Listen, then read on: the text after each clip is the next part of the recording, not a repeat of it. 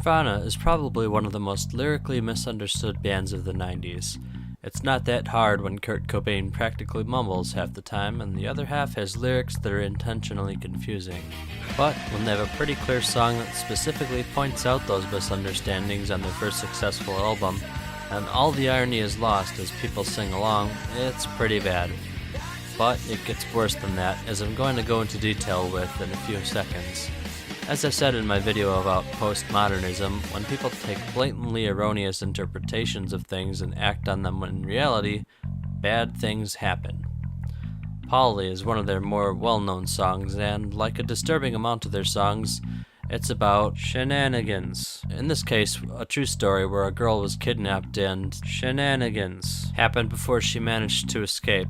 Later, Nirvana fans shenaniganed a girl while singing Polly.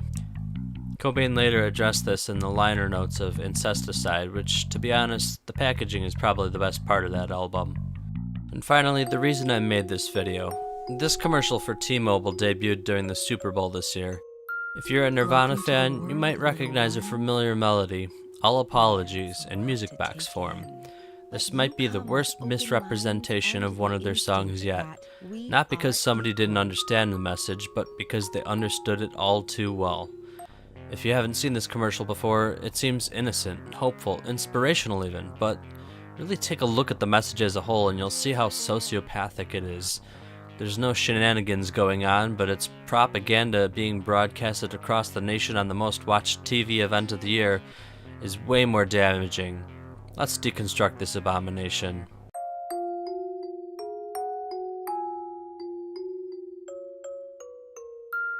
Welcome to the world, little ones. Yeah, it's a lot to take in. But you come with open minds and the instinct that we are equal. No, we're not. Some people are better than others. Fact. It's not a race thing, it's about skills. If you think you can run as fast as an Olympic sprinter, go get on the track. Or if you think you're the next Leonardo da Vinci, start inventing, painting, sculpting, writing, and whatever else that crazy genius did. But most people are just average, and they have things they're good at and things they're bad at. Odds are you've got some skill you're better than me at. Who knows? It's just human nature. And even the babies know it. The science is relatively new, but it's there, and it's been repeated in various forms. 10 to 15-month-old babies are simultaneously the best and worst parts of humanity. They have infinite potential, but at the same time they are unformed. You could call it chaos, you could call it original sin, you could call it plain ignorance, but infants don't act with thought or reason, they act on instinct, and their instinct is to favor people who look like them.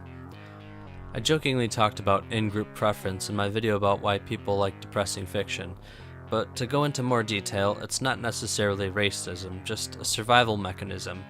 You need to know when the Vikings are coming if you want to survive. The same mechanism in your brain applies to things like language and accents, clothing styles, religion, but most easily skin color. That doesn't mean there's going to be a race war, just that they notice these differences. People are born with these mechanisms in order to survive wars, invasions, pillaging. So it's not much use in the 21st century, but that doesn't mean that it doesn't exist. If you're a good parent, you teach your children that racism is bad, just like you teach them hitting people or stealing is bad.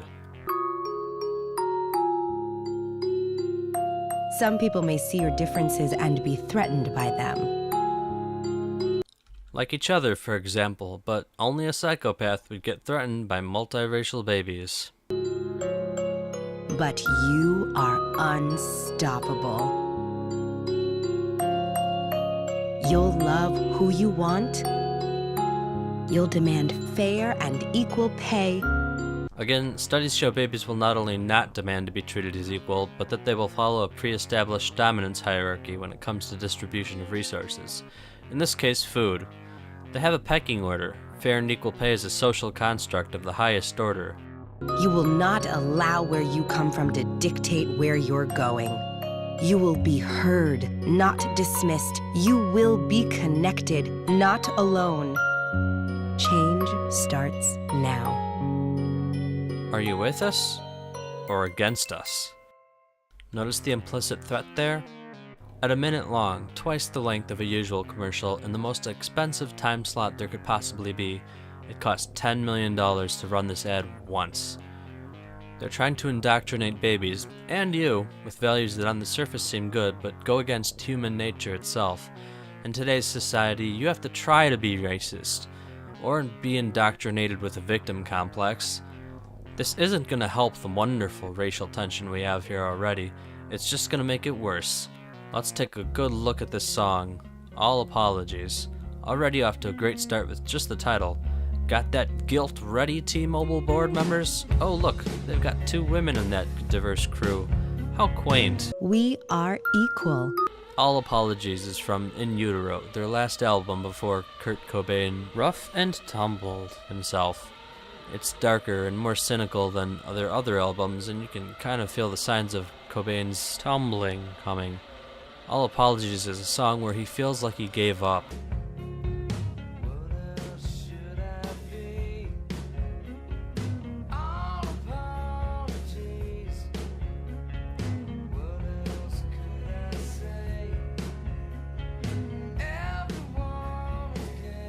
You'll love who you want. It was a very deliberate, a very incendiary choice to use this song. If the theme is tolerance and equality, wouldn't it have made more sense to use a song that literally has that in the title?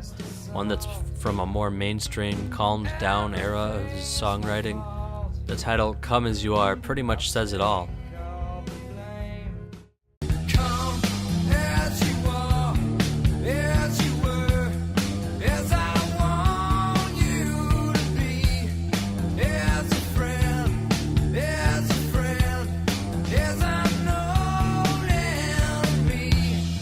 Clearly knew the message of All Apologies. They were apologizing for their lack of diversity in their leadership. They were apologizing for their race. They had the mind to choose that song, to make a music box version of it. I'm assuming they went through the trouble and paid for the rights to use it, and spent $10 million to play it at the Super Bowl. But they didn't play Come As You Are. They didn't actually mean anything they said.